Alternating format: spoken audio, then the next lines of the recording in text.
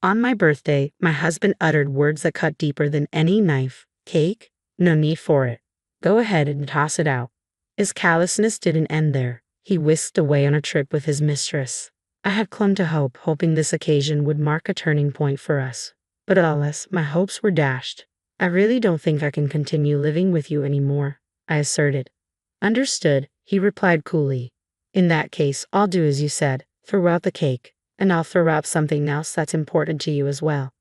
With a chilling resolve, he continued, prepare yourself because I'm going to discard the thing that is most unnecessary to me. My name is Sarah, a 28-year-old office worker.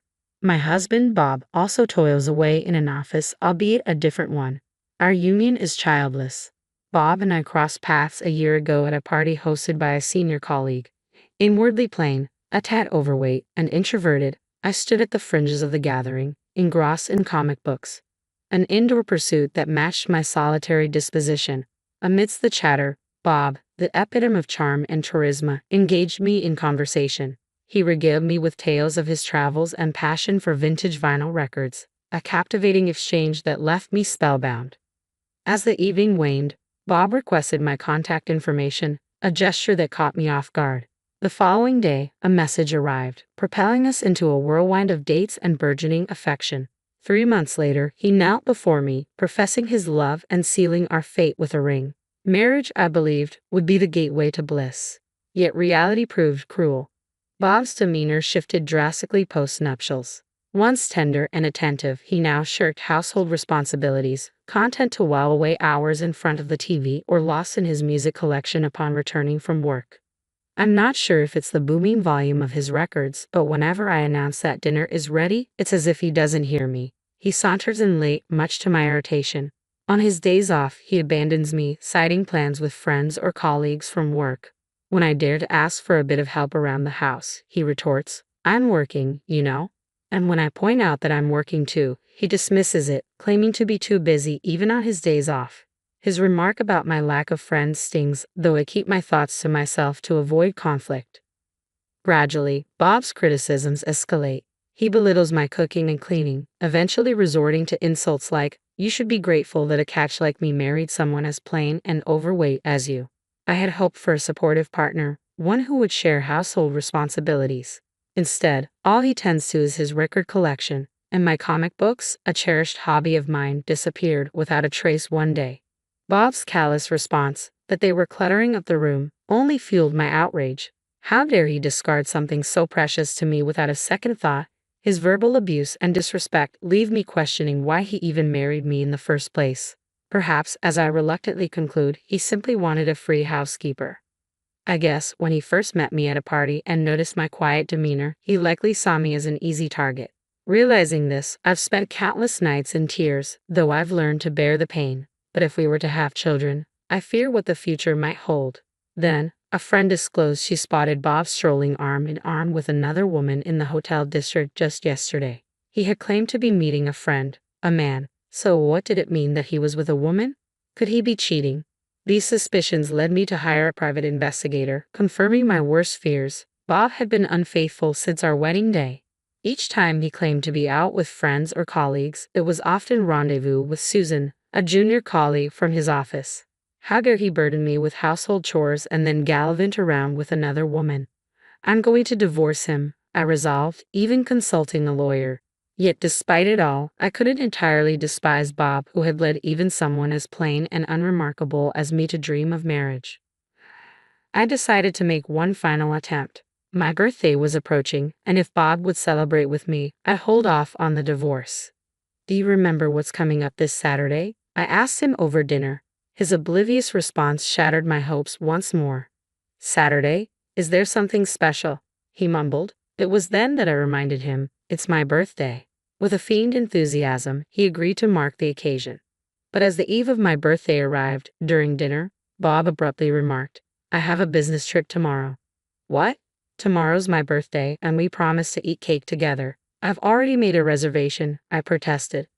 Well, it's work. I can't help it. Show some understanding for your husband's work. Anyway, I'm going on a business trip tomorrow. It's for 2 days and 1 night, so I'll be back on Sunday evening. Please pack for me, he replied nonchalantly. What about the cake I reserved? I inquired. Just throw it away if you don't need it, he said casually. Despite it being my special day and having gone through the trouble of reserving the cake, he so casually dismissed it. Feeling suspicious, I checked his smartphone while he was in the shower. There, I found his exchanges with his mistress. Shall we go somewhere on a trip this Saturday for 2 days and 1 night? Sounds good. I want to go camping. How about it? Then I'll make a reservation at a watch. Are you sure your wife hasn't found out? Are you okay? I'm okay. She's oblivious. Actually, this Saturday is Sarah's birthday. She said let's celebrate together, but it's a hassle. I don't want her to start demanding gifts and stuff, so I thought I'd go on a trip with you. Wow, that's terrible. Your wife must be so sad. I almost cried from the shock, but somehow managed to hold back and took a screenshot of their conversation on my smartphone. I didn't particularly want gifts or anything. If you had simply agreed to eat cake with me, I would have still had a glimmer of belief that you might care about me a bit. Seeing the messages between you and your mistress shattered that last bit of hope. Enough. I'm done with it. Then, on my birthday, Bob audaciously demanded at the front door, well, I'm heading out. While I'm on a business trip, clean my room for me, okay? By the way, I'm going to pick up the cake we reserved today. You still want me to throw away your share of the cake, right? You're nagging. I replied, it's fine. Understood. I'll clean your room and I'll throw away anything that I think you don't need anymore. That's okay with you, right? Yeah, it's fine. I'm heading out now, Bob affirmed, and with that, he left for what he claimed to be a business trip but was, in reality, a getaway with his mistress. Remembering our conversation, I asked, is it okay if I throw away anything I think you don't need? Yeah, it's fine, he had responded. I recorded our exchange on a voice recorder, ensuring there was no taking it back now. Once inside Bob's room, I diligently cleaned, vacuuming and wiping the windows. Then, I began disposing of the unwanted items, old clothes, piles of stationery, and even Bob's cherished record collection. It had taken quite a bit of money and effort for him to amass those records, but it was time to let go. I packed everything up and stowed it in the storeroom before placing the filled-up divorce papers on a living room table and leaving the house. Now, it was my birthday, and I intended to enjoy it to the fullest. I picked up the reserved cake, then booked a room in a luxury hotel I had always wanted to visit. In the comfort of my hotel room, I indulged in the cake, unable to bring myself to waste it. It was delicious, but I knew I needed to start dieting to avoid gaining weight again. Afterward, I treated myself to a shopping spree in nearby stores and took a leisurely stroll by the sea. It was the first time in a long while that I had the freedom to enjoy such a carefree day. Just as I was relishing this newfound freedom, I received a call from Bob on Sunday night. Where the heck are you? I got back from my business trip, and you're not home, and there's no dinner ready? He barked. I sighed, annoyed at his intrusion into my tranquil hotel stay.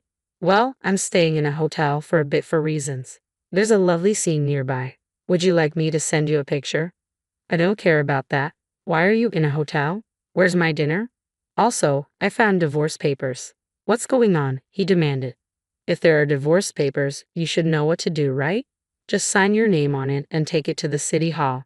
So you want a divorce? I retorted. Are you planning to make a paper airplane with it? You can't be that stupid. Just sign your name on it and take it to the city hall. So you want a divorce? I replied, frustration seeping into my tone. Honestly, I'm sick and tired of it. Bob just leaves me alone to plan his day off, and he never helps me with the household chores. From the very beginning, the first thing he does when he calls me is get mad because I haven't prepared dinner, I stated, bewildered. I thought it was unbelievable. What's up with that? When I entered the room, my cherished collection of records was nowhere to be found. What happened? Bob's voice rose sharply. I threw away the records, I admitted. You threw them away? Are you kidding me? Why? You knew we cherished those. Bob's anger escalated. But Bob, you told me before your business trip that I could throw away anything I deemed unnecessary. You said it was okay, so I did. I even have our conversation recorded. Wanna listen? I'd offered. And besides, you also threw away my beloved comics, didn't you? That's unfair. Anyway, don't just drop divorce papers on me and leave. Let's meet and talk for once, Bob proposed. Reluctantly, a few days later, I found myself at the lawyer's office with Bob. Seeing him in shabby clothes and with unkempt hair, I couldn't help but wonder why I had ever liked such a person. I'm glad I had worried about how I would feel if I no longer wanted to divorce after seeing Bob again. But it seems that was needless worry, I thought to myself. As the discussion began, I asserted, I'll say this first. I haven't changed my mind about wanting to divorce. This is the amount I want as alimony. When I stated the figure, Bob's reaction was explosive. $30 million, Sarah? That's way too much. Just because he didn't help with the housework? I questioned internally, bewildered by his reaction. But that wasn't all. You've also constantly insulted me, calling me fat and plain. And worst of all, this. I paused, pulling out evidence of infidelity that I had uncovered through a detective agency. I also showed him the screenshot of our smartphone conversation. You've been cheating since we got married, even on my birthday, lying about a business trip to go on a vacation with your mistress. Considering all this, $30 million is still not enough, I declared. Sarah, did you know about the affair? Bob's face turned pale. Yes, did you think I didn't notice because I'm dense? I retorted. And you threw away my beloved comics, remember? But that's because you threw away my records, Bob protested. Oh, the records? I lied about throwing them away, I confess, surprising Bob. Actually, I thought about it, but I felt it would be too cruel. They're stored in the back of the storeroom. What? Bob's relief was palpable. Why are you looking so relieved? The fact that you threw away my comics hasn't changed, so you should compensate for that. And about the cake, you said to throw it away. But I couldn't disrespect food, so I ate both portions, I continued. So, you didn't throw away anything? Bob sought confirmation. With a chuckle, I replied, there's no need for that. I declare to you, I discard anything I don't need, and I've done just that. Well, actually, I'm about to do it, I continued, much to Bob's confusion. Yes, you're the thing I need the least. I'm going to get rid of you completely. Once you understand that, please sign the divorce papers. There's no way the alimony will be less than this amount. If you argue, it'll be higher. Bob remained silent for a moment before finally saying, I'm sorry. I won't cheat anymore, and I'll help with the housework because you're here, because I'm here, Bob pleaded. What, so you can go on dates with your mistress without any worry, dumping the chores on me during your days off? No, that's not it, I interrupted, unswayed by his words. No matter what you say, I intend to divorce. I don't like holding on to trash because I'm a neat freak, I retorted firmly. After I said that, Bob fell apart, stammering, I'm trash. His expression at that moment was priceless. Afterwards, we divorced. Since then, all communication has been through our lawyer, so I haven't seen Bob. However, according to stories my lawyer shared, Bob, having left all the housework to me, had no domestic skills. He briefly cohabited with Susan, but apparently she too couldn't do housework.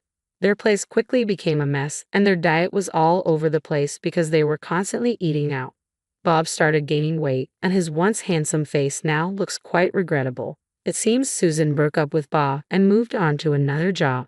Furthermore, it became gossip at work that Bob and Susan were having an affair, causing him discomfort. But he can't quit because the alimony requested is substantial.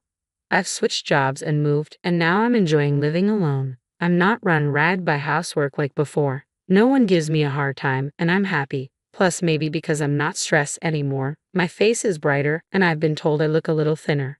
If I continue to lose weight, even though I don't plan to see him again, I might make Bob regret even more. You're welcome.